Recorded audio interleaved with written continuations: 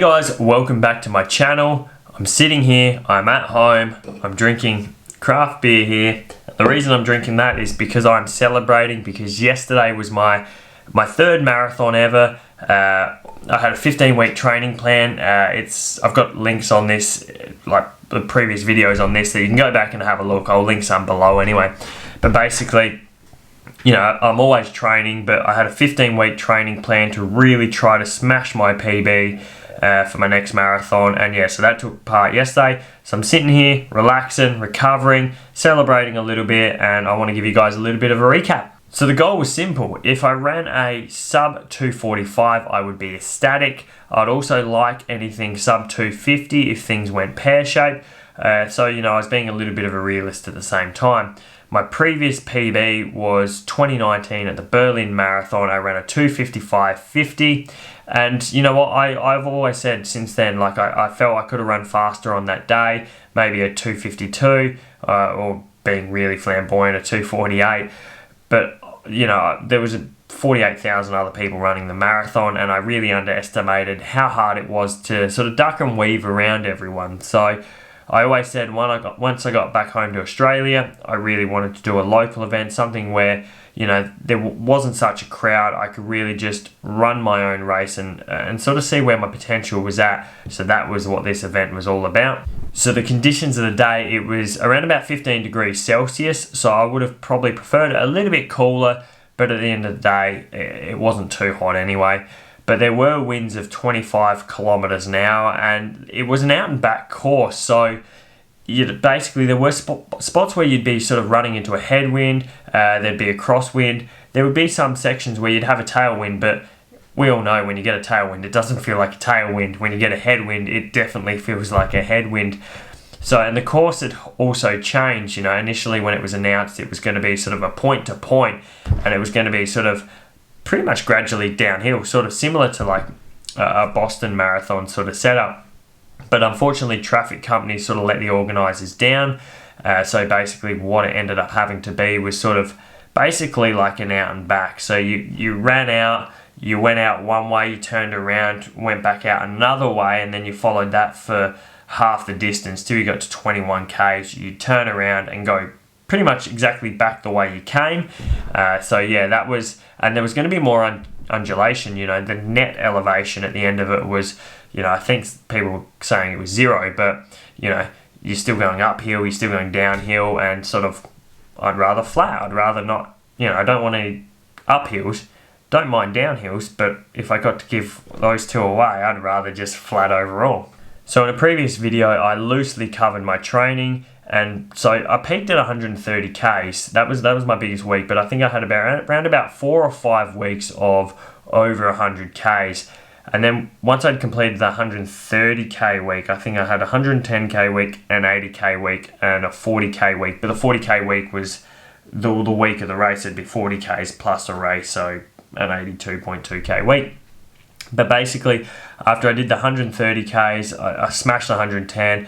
The 80 was a bit of a struggle because I was really starting to feel a little bit fatigued, feel some niggles, like some tendinopathy, tendonitis sort of pains. And then as I got into this last week, it was really interesting because I had pain similar to like a plantar fasciitis pain. So, and that was sort of every time I'd run, my left heel would just feel so inflamed. It was beyond a joke. And so coming in the last taper week, I had my Tuesday session was a marathon pace run. I ran that, I wore the Alpha Flies, and it wasn't easy. Like, it just hurt with every heel strike. And I thought with the Alpha Flies having all that Zoom X foam, you know, that's what I liked about the Vapor Flies. They were actually easier shoes to run in. I felt better after running in them, like less impact it seems. And the Alpha Flies didn't actually help with any of that at all. Not blaming the shoe, I just think the pain was that bad. So I had to make a decision. You know, do I think I'll achieve my goal on race day with fresh legs, or, you know, slightly fatigued legs but with a bit more confidence because I had run during the week?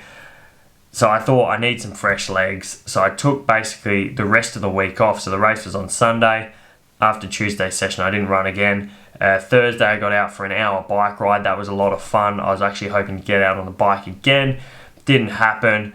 But yeah, it was interesting because then when I rocked up on race morning, the half marathoners would start at around about 7:15, and the marathoners would start at 8. So it's a bit unusual for the marathoners to start after the half marathoners, but it turned out to be really good in the end from my experience. But I rocked up around about 7:10, and I was like, oh no, I've got a lot of friends running the half marathon, I want to get over there. So I laced up the shoes and did a little bit of a jog towards the start line, and my heel was just giving me so much grievance. I was so worried, like I sort of started sweating a little bit, and I was like, I don't know that I'm actually going to be able to do this race. Like, I don't know that it's actually going to hold up. So in all honesty, I hopped back to the car, I took some anti-inflammatories, and I just basically lined up hoping for the best. So then 8 o'clock came around, and it was time to line up for the race start. And so we had to do wave starts because over here with COVID, we're not in the all clear. We still got to be, cautious, but, sort of not like a lot of other places like the States or Europe or anything like that. We're a lot more relaxed like that. But we're starting in waves at 50, so I was in the first wave. And normally a lot of these events, I'm seeing a lot of familiar faces going, that's going to be a challenge, that's going to be a challenge. They're going to really push me, or, I reckon I should have them covered. So, we all do it. And so basically, I'm on the start line, and there's a lot of faces that I don't actually know. They weren't wearing any clubs, like club wear, so I couldn't go, they're from such club, they should be quick or whatnot. So I still had to follow my game plan. The game plan was 3:55 Ks, and then basically I'd run that as consistently as possible, and then once I get to the 30, I'd see how I feel, but knowing that there were going to be a lot of hills on the return, I thought, let's not get too overzealous. So run at 3:55s and just see how you go, see how your foot holds up, because I was really concerned that might go. And then I'm running through my head, like, what happens if it goes? Do I quit? I don't want to quit, but am I going to just walk across the line? Like, what am I going to be able to do? So anyway, the gun goes, 6 blokes go off. They're in a group. I go off with this other gentleman, and then we're running together. Then a third bloke jumps in with our little pack, and so there's 3 of us there. The lead pack's got 6 ahead. And so we're just sort of running along, and then myself and one of the other blokes in my pack, we decided just to push a little bit more. He went a little bit quicker, so I wanted to go with him because he seemed like he was going to be running the pace I wanted to run. And the lead pack, the 6 of them, were stuck together for quite a while. So I'm running with this bloke named Tyler, and basically it was quite good. We did have a little bit of a chat, not too much of a chat. I don't want to sound too cocky because, mind you, we're running a marathon. It's still hard work. But we were having a little bit of a chat, and it was quite interesting. I think he's a pretty good runner because he was aiming for a 2:42 to a 2:45. And we got to a point where we turned this corner and we're running directly in the wind. We didn't realise it, and we just turned around the corner. It was just like a wind tunnel. It was just killing us. And he goes, Luke, do you want to take shifts in like doing 500 meters in front? So like he'd run in front of me for 500 meters, block me from the wind, and then we'd alternate. So I was like, yeah, you know what have we got to lose? And hoping that would keep us a little bit fresher to maybe pick off some guys from the lead pack. So we're running together and focusing on actually doing that, like switching every 500. That did make it a little bit easier because, I did have to do it by myself later on, and it was a lot harder not having someone to work with, and at the same time not having something to focus on to take your mind off it. So by this point, we're getting to the 21k turnaround, and so basically once you turn around, it's essentially a go back the way you came. So it's good to know what we're getting ourselves into. So Tyler and I, we turn around, we're counting the people in front of us going, I think there was at this point, 6 in front of us? It would have been 5 in front of us. And I'm sitting there going, what if it's sort of me and Tyler sort of pushing for maybe even if we're pushing for a podium, to be honest. I'm like, who's got the better sprint finish? But I'm like, I think Tyler would have me covered there. And anyway, we got about 3Ks past that, and then Tyler said to me, he goes, Luke, I'm so sorry. I was like, what? And he goes, I don't feel too great. So he pulled off to the side, and I don't think he was very well. And he was so apologetic. I was like, no, mate, it's your race. You do, like, it was good having him there, and I think he enjoyed running with me as well. But at the end of the day, it's a race for yourself, and it was a shame that he wasn't feeling any better. But so I just keep pushing, and it definitely was a lot harder not having someone to run with me, because then I was starting to feel the pain. thankfully, in terms of nutrition, I sort of had that on point because I was using Maurten gels, which I've used throughout all my training runs, double the calories of a normal gel. So I'd like to think I've got a pretty fast metabolism. So those extra calories I think were definitely needed for me. So I took my first gel 45 minutes in, and then every half hour I'd take another gel, and give or take a few minutes, because if I was approaching a drink station, I knew I wouldn't see another one for another while. I might pop the gel a little bit early just so I can throw the rubbish in the bin, because we had core sweepers anyway, but I just don't want to leave the wrapper on the ground. And so basically I only touched water at 2 of the drink stations, which realistically I probably should have had some electrolytes maybe at 1 or 2 of the drink stations, but the gels actually had me going really well. But at this point, after the turnaround, after Tyler bailed, I started realizing my right foot was starting to burn, and I'm sitting there going, well, I didn't actually count on getting a blister, and it was feeling pretty hot. So I was like, this isn't just any ordinary blister. So another thing I do, and a lot of people have a mantra during a race, like that they'll tell themselves things, like they've got a motto or whatever that keeps them going. I hear a lot of elites say that they've got this little mantra that they keep repeating to themselves. I've got these tricks. I like to sort of bribe myself. So I had my headphones and my phone in my flip belt, and I was basically saying to myself, if you get to 32 Ks, or when you get to 32 Ks, you've got a great playlist. You've got some good tunes in there, but you're only allowed to listen to it for 32 Ks onwards, because once you put that on, it's party time, because you got 10 Ks to go and you're going to start working a little bit harder. But basically, I'm a bit of a softie, and I actually caved to myself, and then I think I was about 27 Ks in when I decided, all right, I'm gonna treat myself, throw some music on. But it was good, because at this point the gap was so big between me and the guys in front of me and anyone behind me that I was sort of by myself anyway. So yeah, I figured why not. But the good thing about now I'm back as well is there were a lot of people still running to the turnaround as I'm coming back towards the finish. So being sort of the lead runner for the Southern Athletic Club at this point, sort of I had so many club members sort of yelling words of support and encouragement, and it was really good because they're not having a great time. They're running the same marathon I'm running as well. It's not easy work for them, but they did go out of their way to cheer me on. And even there are people from I don't want to say opposition clubs, but other clubs, there's a gentleman from the Adelaide Harriers as well that got some footage of me coming past. He was cheering me on, and it was really good just to see that support from everyone, not just the people who you train with or that you run for. It's good to see other clubs getting out there supporting everyone, because runners are a great bunch of people, and it's really good to see that on race day. So at about 30 Ks, at this point I'm sitting in 6th, and I could see 5th ahead of me. So I'm running, and I could see it's a really long road, this particular stretch, and I thought I could see him, and then there's this sort of hill, and it looked actually a lot steeper from a distance, and I could see him sort of slowly going up the hill, and I'm like, oh, if I can stay consistent, I reckon I might have him, because I have a feeling he might be fading. But realistically I'm fading as well. And so I figured that was a little bit of a target just to maintain that. Thankfully, when I got to that particular hill, it was still a hill, but it just didn't seem so, from back in the distance, seemed so vertical, and then it seemed like a gradual incline. So that was a lot easier than I thought.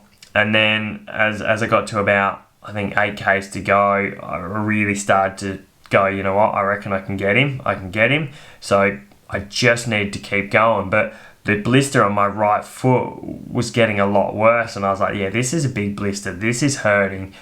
I didn't account on a blister, of all things, being what stopped me. I thought it was my sort of plantar sort of pain or the tendinopathy that was going to give me some grievance. But, it was a blister. It hurt so bad. And then not long after, that really started giving me some grief. The top of my calf started to cramp a little bit.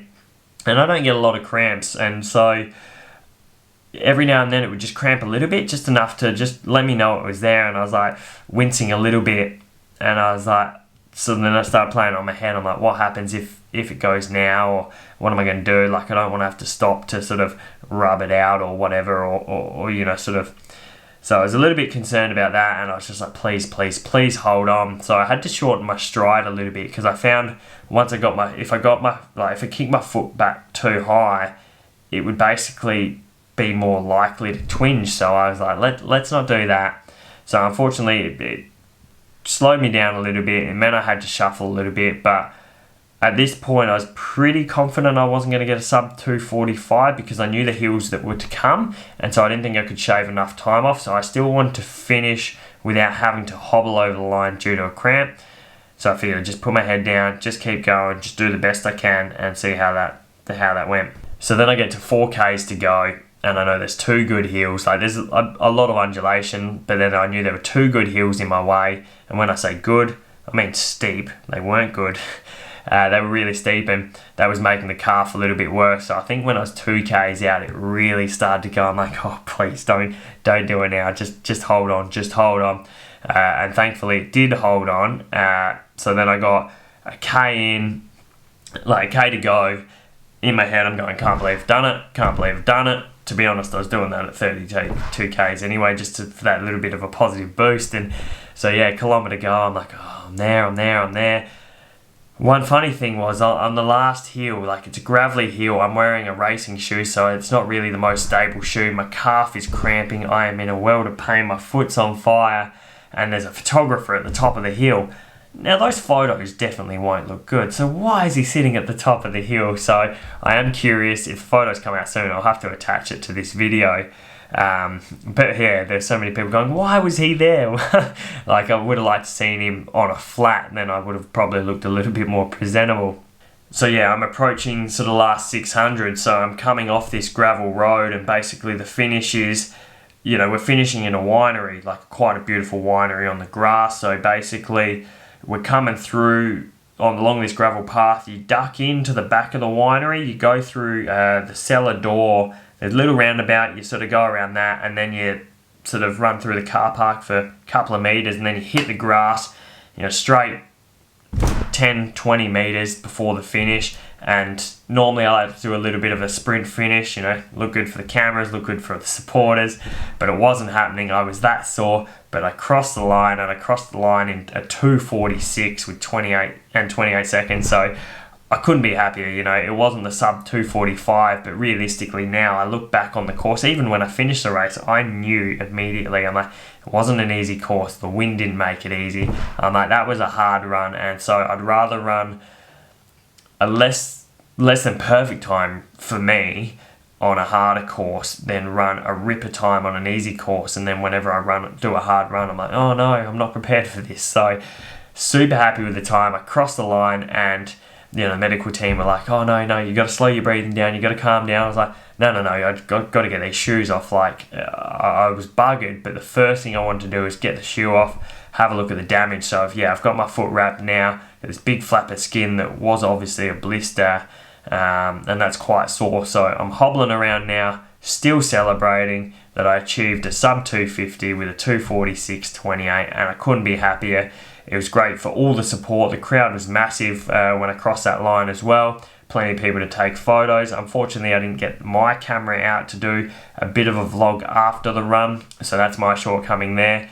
But either way, it was great. Afterwards, you know, got some protein into me, some food, and then while I was at the winery, had a couple of glasses of red. Why not? It's what you do.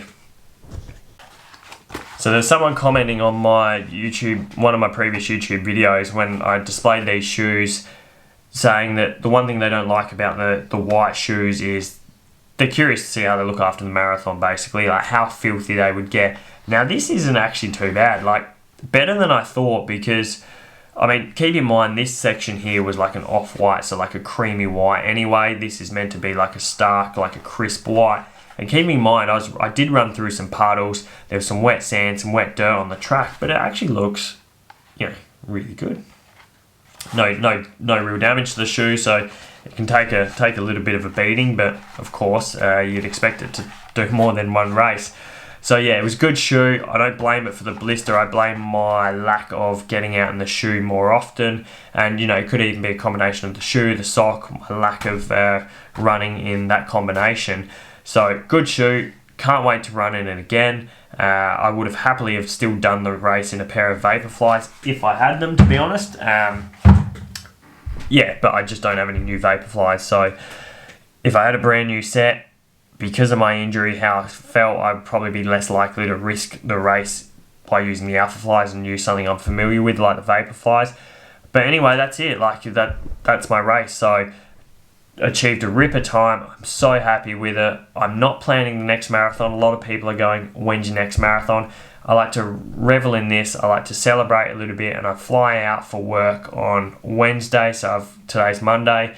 Got tomorrow to recover as well. Hopefully I can walk by the time I've got to get on the plane on Wednesday, and I don't know what that's going to do to the swelling in my ankles, so hopefully it won't be too bad. But yeah, thank you everyone for tuning in, having a look at my progress, watching my videos, and if you were there on the day, thank you so much for the support. And if you're looking at these videos and you're wanting to give marathon running a go, honestly, just do it. Like, just get out there, have a bit of fun. You don't have to be too aggressive. You can run, you can walk or whatever, but the atmosphere is absolutely incredible.